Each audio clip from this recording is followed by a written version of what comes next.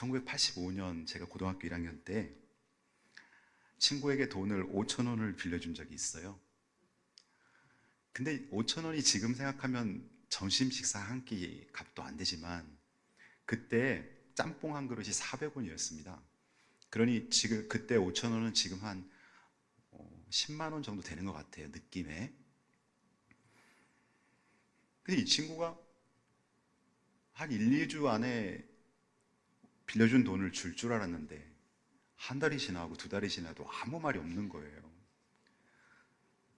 저는 그때 좀 굉장히 좀 빠듯하게 한 달을 사는 그런 형편이었는데 제가 6개월 정도를 기다리다가 이 친구한테 얘기를 했어요. 너 돈 빌려줬는데 왜 안 갚냐? 근데 이 친구가 저한테 돈을 빌려줬다는 사실 자체를 모르고 있는 거예요. 전혀 기억을 못 하는 거예요. 그래서 마음속으로 좀 화는 났지만 너 그럼 집에 가서 곰곰이 생각하고 기억이 나면 나한테 갚아라. 한 3일 정도 있더니 기억이 났나 봐요, 이 친구가. 저한테 빌려준 돈을 갚은 그런 기억이 있는데요. 제가 그때 그 사건을 경험하면서 무슨 생각을 했냐면, 사람들은 이렇게 자기가 필요할 때는 찾고 안정이 되면 잊어버릴 수가 있구나. 그렇다고 그 친구가 뭐 이렇게 좋지 않은 그런 사람이 아니에요. 근데 그 순간 잊어버린 거죠.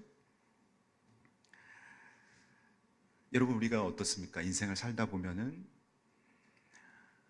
내가 꼭 누군가에게 도움을 주었는데 그 사람은 잊어버리고 사는 경우가 있죠. 나도 또 사랑을 많이 받고 나에게 은혜를 베풀었던 학창시절 선생님이라던가 교회학교 교사들이라던가 내가 정말 인사드리고 관계를 가져야 되는 사람을 잊고 사는 분들이 우리도 있단 말이에요. 우리 사람은요, 자기가 필요할 때는 그 사람을 금방 기억해내요. 근데 자기가 안정되면 잊는 경우가 많아요. 바로 오늘 본문은 이런 사람의 기억력과 하나님의 기억, 그 부분에 대해서 말씀을 드리려고 합니다. 본문의 두 관원장에 대해서 요셉이 꿈을 해석해 줍니다. 요셉이 투옥된 감옥에 술 맡은 관원장, 떡 굽는 관원장, 당시 왕의 음식을 책임진 사람이면 굉장히 고위 관리입니다. 그들이 뭔 잘못을 했는지 모르지만 요셉이 갇힌 보디발의 집 감옥에 그들이 갇히게 되었어요. 이들이 같은 날 꿈을 꿨는데 몹시나 궁금해하는 거예요. 요셉이 갖고 있는 재능, 은사는 꿈 해몽의 은사가 있었습니다. 그래서 요셉이 이 두 사람의 꿈을 해몽해 줍니다. 그런데 술 맡은 관원장은 다시 복직을 하고 또 떡 굽는 관원장은 처형당하게 됩니다. 술 맡은 관원장은 자기 꿈을 정확히 해몽해서 해석해 준 이 요셉에 대한 은혜를 또 고마움을 오래 생각하지 못하고 잊어버렸습니다. 우리가 성경을 보면서 놓치지 말아야 할 포인트가 있는데 그것이 때가 참회라는 단어입니다. 여러분 성경 읽을 때 앞으로 이제 성경 올해도 통독하고 계시죠? 성경을 읽을 때 하나님의 시간대라는 입장에서 성경을 한번 읽어보세요. 그러면 내 인생을 그 하나님의 시간대에서 하나님이 선지자들이나 성경의 인물들에게 역사하신 걸 보면서 여러분이 굉장한 힘을 얻을 수가 있어요. 그리고 하나님의 시간대를 내 상황에서 기다릴 수가 있어요.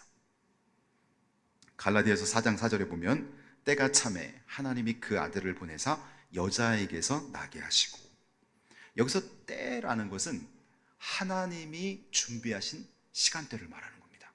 하나님의 때가 참에. 여러분, 우리가 북한 2,500만 백성들이 요즘 남북 관계가 너무나 대립 관계라서 마음이 참 아픈데요. 왜 하나님은 6.25 전쟁이 벌써 끝난 지 70년 훨씬 넘었는데도 북한의 2,500만 백성들이 예배하는 문이 닫혀 있고 김일성 우상화에 3대에 걸쳐서 저렇게 시달리고 있는데도 왜 하나님은 일하지 아니하시는가? 이런 생각들을 우리 대한민국의 그리스도인들이 북녘 땅을 위해 기도하면서 한 번쯤 생각해 보게 된단 말이에요. 그런데 하나님은 잊어버리신 것이 아니라 때를 기다리고 계신 것입니다. 하나님이 역사하시는 때를 기다리는 거예요. 요셉의 가족, 야곱의 가족 70명이 애굽의 고센 땅에 거주한 그 후로부터 모세를 통해서 하나님이 출애굽시킬 때까지 몇 년이 걸린 줄 아세요? 430년. 430년 동안 10대 이상의 많은 사람들이 그곳에서 살고 죽고 한 거예요. 그리고 하나님의 때가 되자 하나님이 모세를 통해서 이스라엘 백성들 많이 번성했겠죠. 출애굽 인구를 약 200만 명에서 300만 명으로 추정하는데요. 성경에서는 20세 이상 싸움에 나갈 만한 사람만 60만 명이라고 그랬으니까 출애굽 인구는 약 200만 명. 그 많은 사람들이 애굽을 탈출하는 그 기록서가 출애굽기입니다. 하나님은 이렇게 하나님의 때를 기다리고 계시다는 거예요. 여러분이 기도하고 있다면, 그리고 여러분의 기도 제목에 여러분의 그 사람에 대한 이름이 있다면 여러분 포기하지 마시기 바랍니다. 여러분 남편을 구원하기 위해서 한 1년쯤 기도하고 포기하고 그래서 안 됩니다. 하나님이 그 기억 속에 역사하고 계신데 내가 포기하면 안 돼요. 여러분 자녀들 성령 받고 거듭나기 위해서 기도한다면 끝까지 기도하세요. 그리고 자녀들한테 이렇게 얘기하세요. 얘야, 엄마가 관뚜껑 열고 들어갈 때까지 너가 예수 믿기 위해 기도할 것이다. 이 아버지의 호흡이 멎을 때까지 너가 구원받아 하나님의 자녀가 되는 것을 위해서 내가 기도할 것이다. 그렇게 얘기하세요. 거룩한 부담감은 주는 거예요. 그리고 기도하시기 바랍니다. 그럼 여러분 하나님의 그 때에 하나님이 역사하는 방법대로 여러분의 자녀들이 돌아오고 남편이 돌아오고 사위가 돌아오고 며느리가 돌아오고, 여러분 자녀들이 교회는 다니는데 아직 하나님을 만나지 못하고 억지로 형식적인 신앙생활을 하고 있다고 느껴지면 또 자녀들한테 이야기해 주세요. 너가 성령을 받고 예수님을 인격적으로 만나는 걸 위해서 이 엄마가 죽을 때까지 기도할 것이다. 엄마의 호흡이 멎을 때까지 기도할 것이다. 조지 뮬러라는 사람이 책에 소개된 예화를 읽어드릴게요. 이것은 오이코스 전도훈련 교재 98페이지에 나오는 예화입니다. 고아의 아버지라 불리는 조지 뮬러는 5만 번 이상 기도 응답을 받았다 그래서 여러분 서점에 가면, 기독교 서적 가면 5만 번 이상 기도 응답 받은 조지 뮬러라는 책이 있어요. 기도 응답의 대명사로 통하는 사람이 조지 뮬러입니다. 그는 5개의 고아원에 있는 2,000여 명의 고아원들을 키워냈는데요. 고아들을 키워냈는데 사람들한테 돈을 달라고 한 번도 모금을 하지 않았습니다. 하나님께 기도하면서 하나님이 공급해 주는 걸 느낀 거예요. 어떤 날은 애들 줄 게 없는데 이웃 도시에 있는 빵 공장에서 이 고아원에 대한 소식이 들려왔고 트럭 하나로 빵을 싣고, 이제 기한이 얼마 남지 않은 빵을 싣고 와서 고아들을 먹이고, 막 이런 식으로 막 하나님이 역사를 하시는 거예요. 근데 이 조지 뮬러의 수첩에 5명의 이름이 기록되어 있는 거예요. 그 5명은 조지 뮬러의 전도 대상자. 조지 뮬러는 아플 때든 건강할 때든 국내에서든 해외에서든지 단 하루도 빠지지 않고 리스트에 적힌 5명이 구원받게 해달라고 하나님께 기도를 했습니다. 기도를 시작한 지 18개월 만에 한 사람이 하나님께 돌아왔습니다. 그리고 5년 후에 두 번째 사람이 예수를 믿게 되었습니다. 6년이 지나자 세 번째 사람이 회심을 하였고 나머지 두 사람을 위해서는 36년이 더 걸렸습니다. 36년을 쉬지 않고 기도했는데 네 번째 사람이 조지 뮬러가 죽기 바로 직전에 그리스도인이 되었습니다. 그럼 나머지 한 명, 이 나머지 한 명 어떻게 됐느냐? 그 나머지 한 명은 조지 뮬러가 죽은 다음 예수를 믿게 되었습니다. 놀랍지 않습니까? 우리는 지금 한 1년쯤 기다렸는데 안 믿으면 저 사람 마음이 너무 강팍한가 봐 포기하는 경우가 있습니다. 조지 뮬러는 평생 기도한 거예요. 평생. 한 사람은 자기가 죽고 나서 예수 믿은 거예요. 그러나 하나님 응답하신 거예요.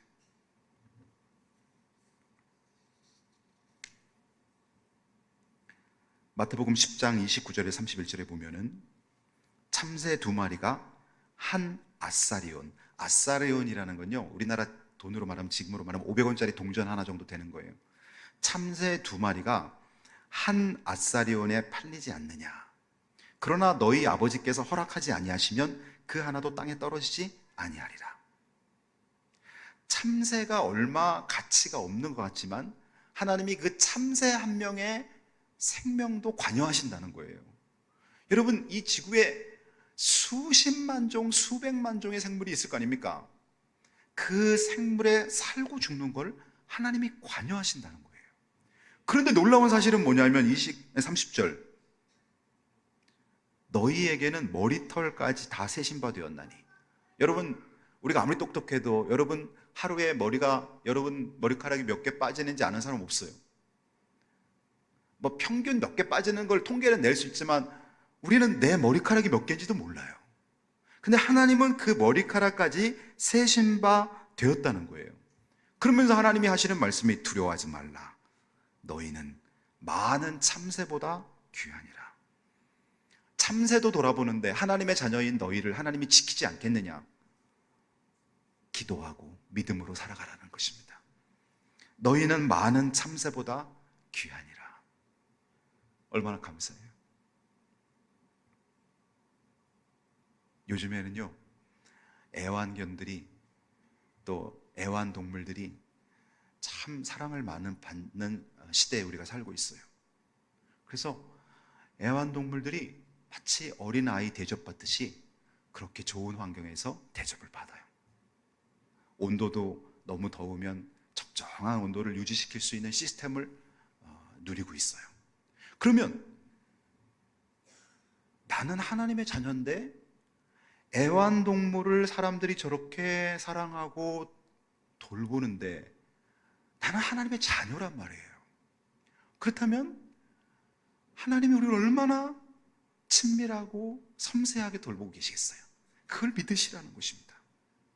잠언 16장 2절에 보면 사람의 행위가 자기 보기에는 모두 깨끗하여도 여호와는 심령을 감찰하시느니라.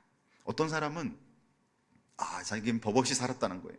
어떤 사람은 나는 다른 사람한테 해를 주지 않고 나는 정말 온전하게 살았다는 거예요. 그래서 나는 회개할 게 없다는 거예요. 나는 하나님이 필요 없다는 거예요. 나는 예수 그리스도의 십자가의 보혈이 나에게는 별 필요 없다는 거예요. 정말 그럴까? 여기 보십시오. 사람의 행위가 자기 보기에는 모두 깨끗하여도 여호와는 심령을 감찰하시느냐. 심령이 뭐예요? 내 마음과 영적 세계까지 하나님이 엑스레이를 찍듯이 착착 다 알고 계시다는 거예요. 그렇다면 여러분이 인생을 살면서 하나님께서 미워하는 것이 죄고, 거짓말하는 것이 죄고, 음란한 생각하는 것이 죄고, 여러분 누군가를 한 번도 미워하지 않은 분 여기 계세요? 여러분 평생을 살면서 선한 거짓말이든 악한 거짓말이든 거짓말 한 번도 안 하고 사는 사람이 있어요? 음란한 생각 한 번도 안 하고 사신 분 있어요? 없어요. 우리는 다 죄인입니다.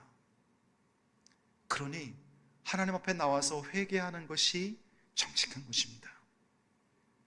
그 하나님, 감찰하신 하나님 앞에 우리는 서 있습니다. 여러분 인생을 돌아보세요. 하나님이 여러분 기도에 응답하셨어요. 우리가 기도 응답에 대해서 잘못된 생각을 갖고 있는 분들이 있어요.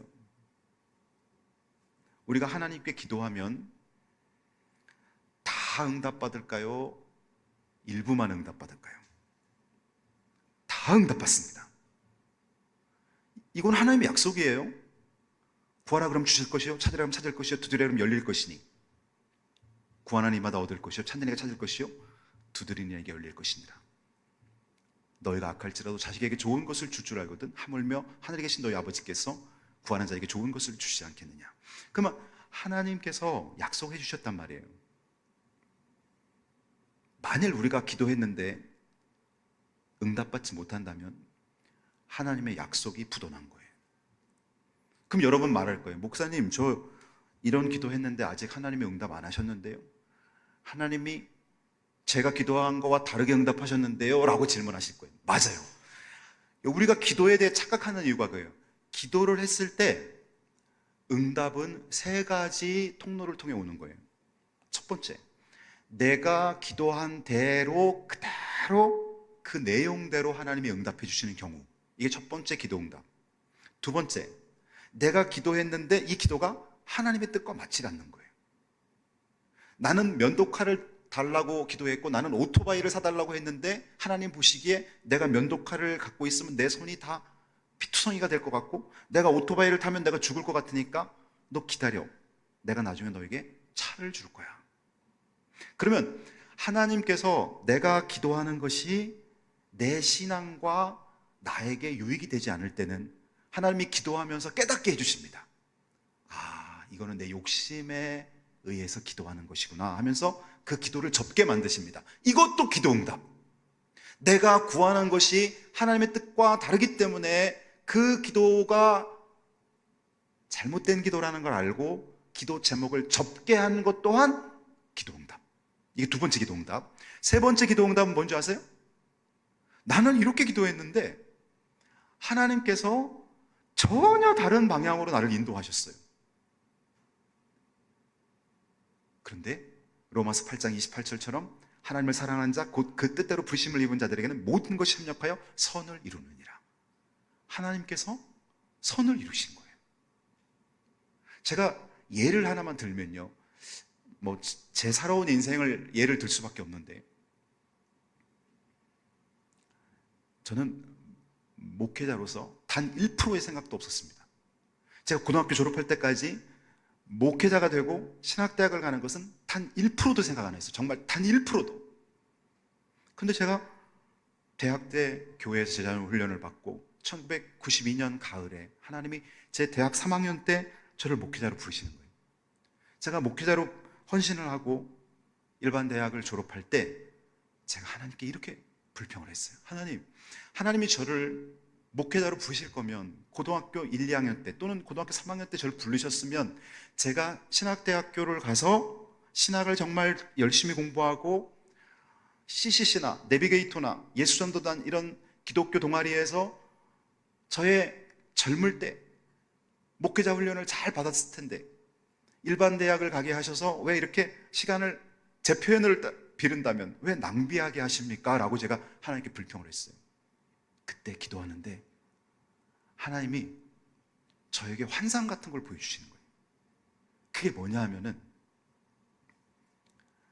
제가 중학교 때 중고등부 예배 때 교회 학교 선생님이 저를 기도를 시키는데 제가 기도를 못하고 가만히 떨려갖고 아무 말도 못하고 있으니까 어떤 옆에 있는 임원이 친구가 대신 기도를 해주는데 그게 떠오르는 거예요.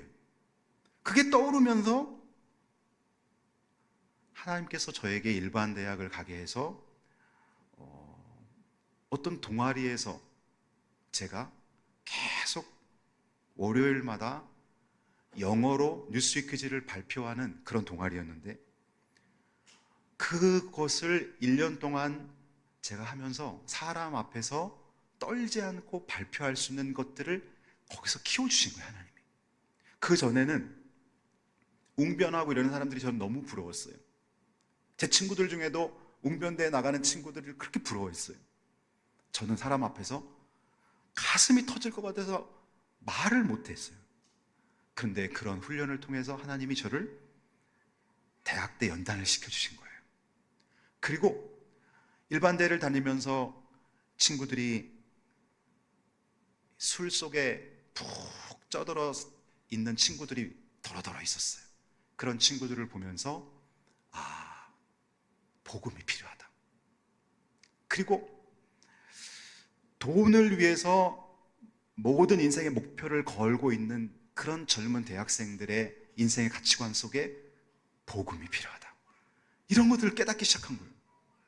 그러면서 하나님께서 제가 불평을 했는데 이게 불평이 아니라 하나님은 이런 방법으로 나를 만지고 계시고 빚고 계셨구나라는 것을 느끼게 됩니다. 그러니 요즘에는 기도하면요, 기도 맨 마지막에 이렇게 기도합니다. 그러나 내 뜻대로 마시고 주 뜻대로 하옵소서.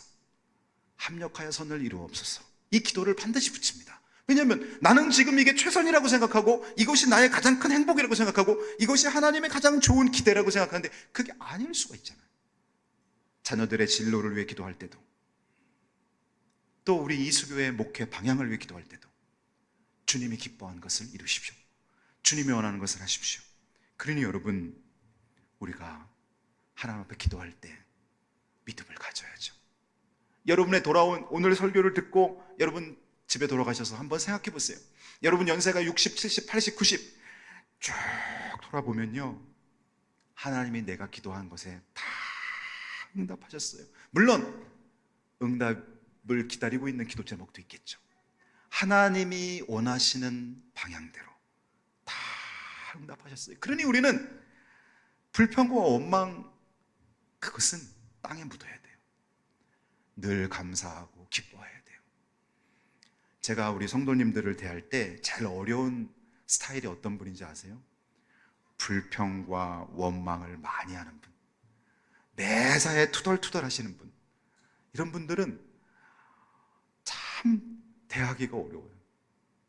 그런데 어떤 상황 속에서도 감사하는 사람이 있어요.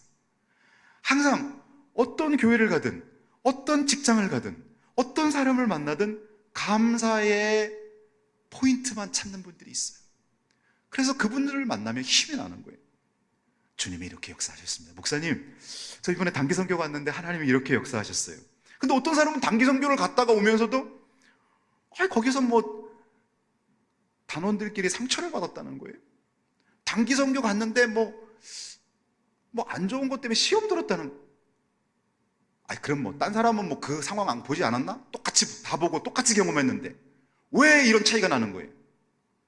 한 사람에게는 하나님의 신실하심과 합력하여 선을 이루시는 손길 속에서 그는 감사의 열매들을 본 거죠. 한 사람은 그걸 보지 못하고 현재 일어난 상황 속에서 자신의 마음에 들지 않는 것만 보게 된 거죠. 보는 게 다른 것입니다. 여호수아와 갈렙은 가나안 땅을 정탐하고 와서 그곳에서 하나님의 언약과 하나님의 일하시는 손을 보고 긍정적으로 보고했지만 나머지 10명의 정탐꾼은 그곳에서 자기들보다 등치가 더 큰 넷피림이 살고 있기 때문에 우리가 들어갔다 죽는다고 생각을 한 것입니다. 사람은요, 믿음의 눈을 가져야 됩니다. 믿음의 눈을 갖고 여러분의 인생을 바라보시기 바랍니다. 지금 환경 속에서 원망과 신세 한탄하지 마시기 바랍니다. 사람은 누군가를 사랑하는 만큼 더 오래 기억하고 더 세밀한 부분까지 기억합니다. 여러분 부모님하고 생각해 보세요. 여러분이 여러분 부모님을 너무나 사랑한다면 세밀한 부분까지 기억할 거예요. 우리 부모님은 이러이러한 음식을 좋아하셨어. 우리 엄마는 원피스를 좋아했는데 주로 이런 색깔을 좋아하셨어. 우리 아버지는 넥타이 중에 이런 넥타이를 좋아하셔. 내가 사랑하는 만큼 그 사람에 대해서 세밀하게 아는 거예요. 여러분 자녀들에 대해서 다 알잖아요. 우리 아들 레미는 어떤 스타일의 옷을 좋아해. 왜? 사랑하기 때문에. 근데 여러분 별로 관심 없는 사람은 아무것도 몰라요. 그 사람에 대해서 이름밖에 몰라요. 하나님이 우리에 대해서 관심 있는 이유는 우리를 사랑하기 때문에, 그 아들 예수까지 십자가에 못 박을 정도로 나를 사랑하기 때문에 하나님은 내가 뭘 원하는지 아세요. 내가 어디가 약한지 아세요. 그러니 내가 기도할 때 하나님 우리에게 오셔서 좋은 것으로 주시는 거예요. 너희가 악할지라도 자식에게 좋은 것을 주시라 합니다. 하물며 하늘에 계신 너희 아버지께서 구하는 자에게 좋은 것을 주시지 않겠느냐. 좋은 것, 좋은 것. 근데 왜 기도 안 해요? 이 하나님을 믿지 않기 때문에 기도 안 하는 거예요. 하나님은 내 기도에 응답 안 한다고 생각하니까 기도 못 하는 거예요. 제가 말씀드렸잖아요. 우리가 기도하면 다 응답받는데 내가 구하는 것, 그것을 응답해 주시는 경우도 있고, 하나님이 내 뜻과 하나님이 다를 때 하나님의 뜻을 이루어 주시면서 나중에 돌아봤더니 이게 맞는 거였어요. 이게 나에게 정말 좋은 거였어요. 그러니 우리는 할렐루야 감사밖에 없는 거죠. 시편 27편 10절 말씀. 내 부모는 나를 버렸으나 여호와는 나를 영접하시리이다. 이건 누가 쓴 시냐면 다윗이 쓴 시입니다. 내 부모는 나를 버렸으나 여호와는 나를 영접하시리이다. 사실 부모가 자식을 버리는 경우는 거의 없어요. 그렇다면 내 부모가 나를 버렸으나 이 구절과 여호와가 나를 영접한다는 구절을 같이 이렇게 인용한 이유는 뭘까요? 이 세상에 아무리 친밀하고 아무리 가까운 사이가 나를 버릴 경우는 가능성으로 말하면 생길 수 있지만 하나님이 나를 버리는 경우는 없다는 거예요. 여호와는 나를 영접하시리이다. 여러분, 부모님은 나를 죽을 때까지 지켜주고 싶지만 나보다 연세가 많기 때문에 대부분의 경우는 나보다 먼저 세상을 떠납니다. 부모는, 육신의 부모는 마음은 원이로되 육신적으로 할 수 없는 게 많아요. 그러나 하나님은 그렇지 않아요. 예수님께서 요한복음 14장, 15장, 16장에 보면 제자들에게 이런 말을 합니다. 내가 십자가에서 죽고 너희를 떠나는 것이 너희에게 유익한 거야. 왜냐하면 성령이 오시기 때문이야. 나는 공간적으로 너희들과 한 곳에 머물면 다른 곳에 머물 수 없지만 성령이 오시면 이 지구상 어느 곳에서 동시다발적으로 함께 계실 수 있다. 이걸 말하고 계십니다. 실상을 너희에게 말하노니 내가 너희를 떠나는 것이 유익하다. 진리의 영이 오시면 너희와 함께 하시리니 영원토록 너희 안에 거하실 거니라. 예수님이 그 말씀하십니다. 얼마나 감사합니까? 민수기 23장 19절을 소개합니다. 하나님은 사람이 아니시니 거짓말을 하지 않으시고 인생이 아니시니 후회가 없으시도다. 어찌 그 말씀하신 바를 행하지 않으시며 하신 말씀을 실행하지 않으시랴. 대학 때 저에게 제자훈련을 가르치신 목사님이 성경을 읽으라고 하시면서 이 말씀을 암송하라고 하셨어요. 어찌 그 말씀하신 바를 행하지 않으시며 하신 말씀을 실행하지 않으시랴. 하나님은 반드시 실행하니까 하나님 말씀을 읽으며 아멘 아멘 하며 읽으라는 거죠. 아멘 아멘 아멘 아멘. 노멘은 없는 거죠. 아멘 아멘.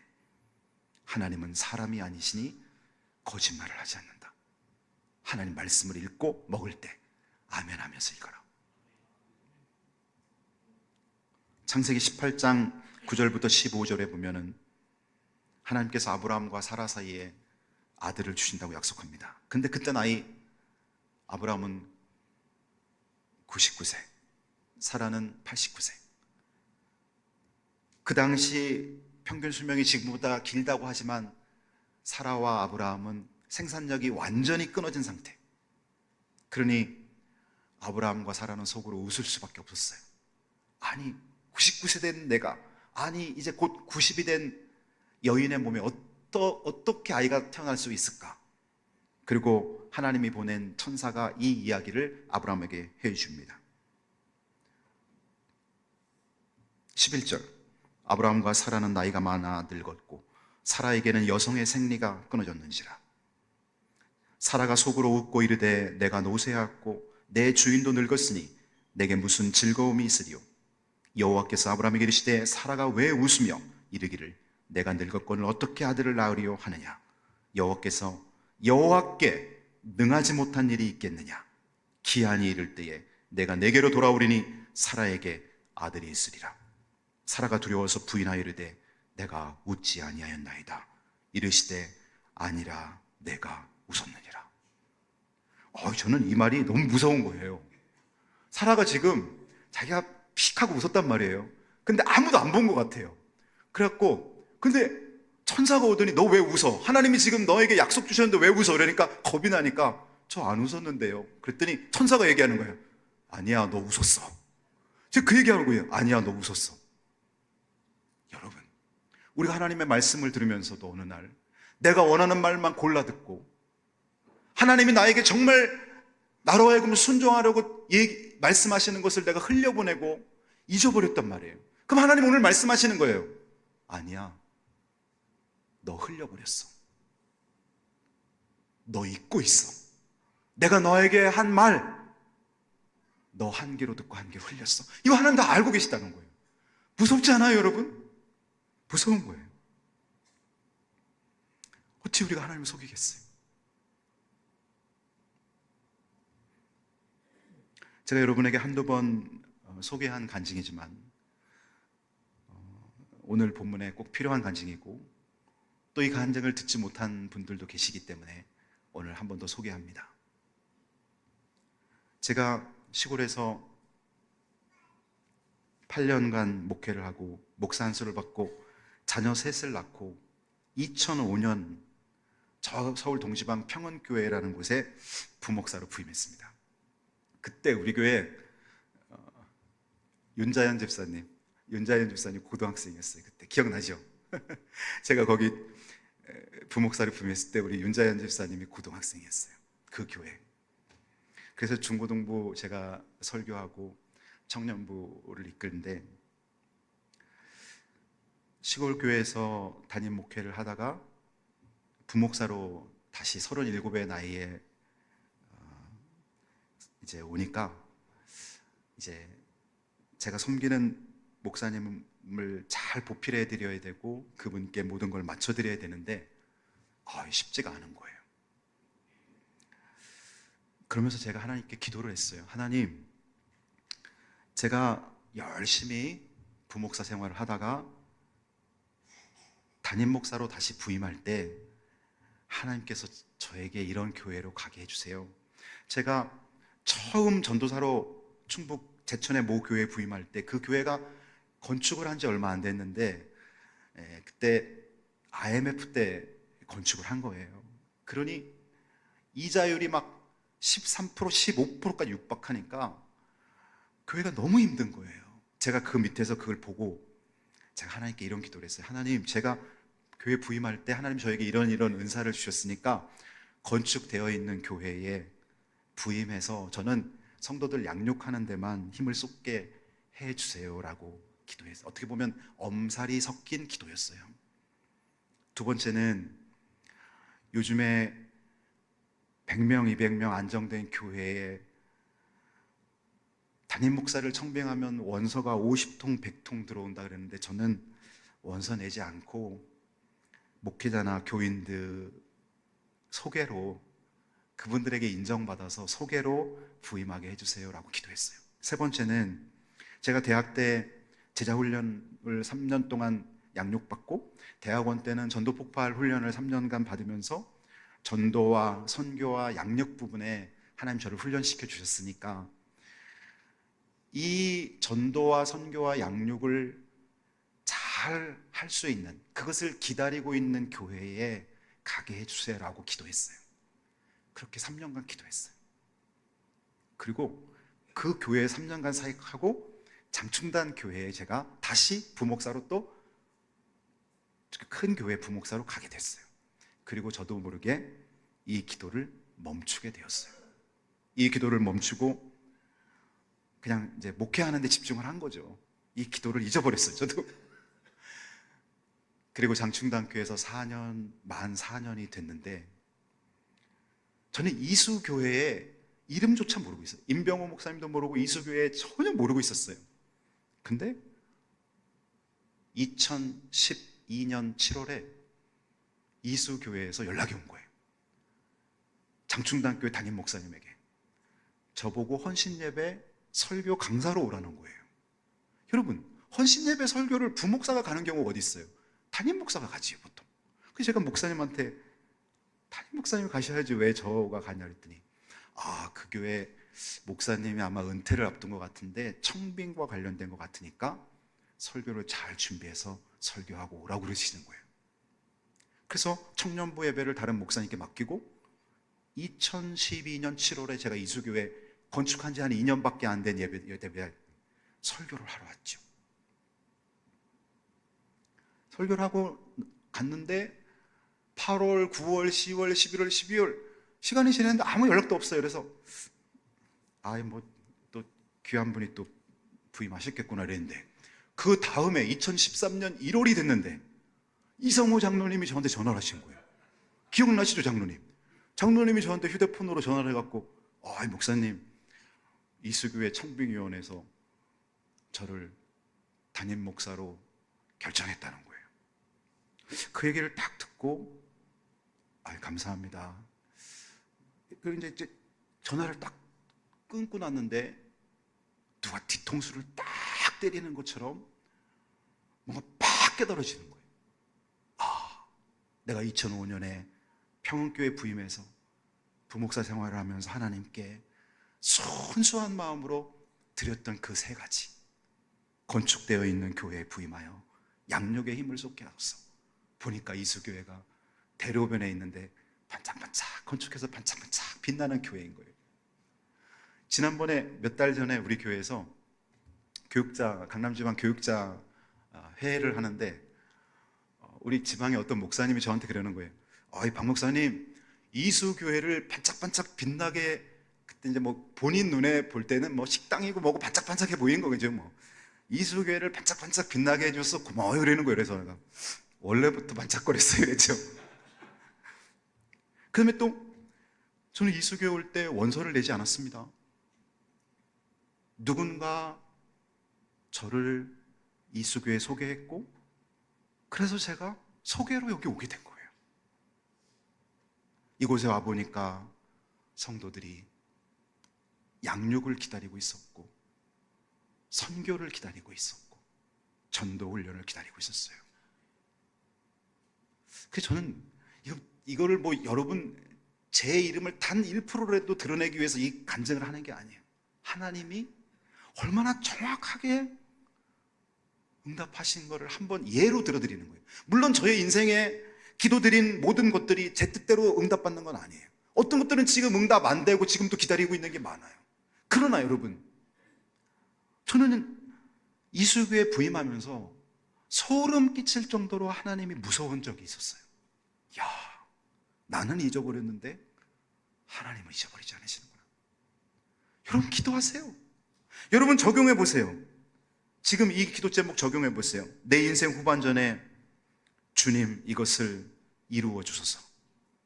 오늘 이거 여러분의 인생의 후반전, 앞으로 30년 남은 분이 있고 50년 남은 분이 있는데요, 여러분 인생의 후반전에 하나님 이 부분을 이루어 달라고 구체적으로 기도 제목을 적을 때 이렇게 막연하게 적으면 안 돼요. 구체적으로 해서 5가지, 6가지, 7가지 적어 놓으세요. 그리고 언제까지 기도하냐면 응답할 때까지 기도해야 되고 관 안에 들어갈 때까지 기도해야 됩니다. 조지 뮬러는 5명의 사람을 놓고 평생 기도했는데 다 주님께 인도받았어요. 조지 뮬러만 하나님의 자녀입니까? 우리도 하나님의 자녀입니다. 조지 뮬러에게만 하나님이 기도 응답에 약속해 주셨습니까? 우리에게 약속해 주셨어요. 기도하세요. 내 뜻대로 안 된다고 실망하지 마세요. 나중에 돌이켜보면 이래서 하나님이 이때 이렇게 응답하셨고 이렇게 나를 다듬고 계셨구나. 대통령이 만일 여러분에게 필요한 거 10가지 적어보면 내가 힘써 줄게요 그러면 여러분 적어가요, 안 적어가죠? 적어가야죠.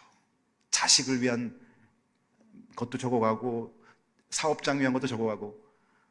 대통령은 하지 못하지만 하나님은 창조자 하나님, 전능자 하나님이에요. 하나님께서 기도하라고 그랬는데 왜 안 하시는 거예요? 하나님께서 들어주신다는데 왜 믿지 못하는 거예요? 기도해야죠. 히브리서 11장 6절 말씀, 믿음이 없이는 하나님을 기쁘시게 하지 못하나니 하나님께 나아가는 자는 반드시 그가 계신 것과 또한 그가 자기를 찾는 자들에게 상 주시는 심을 믿어야 할지니라. 아멘. 기도하겠습니다.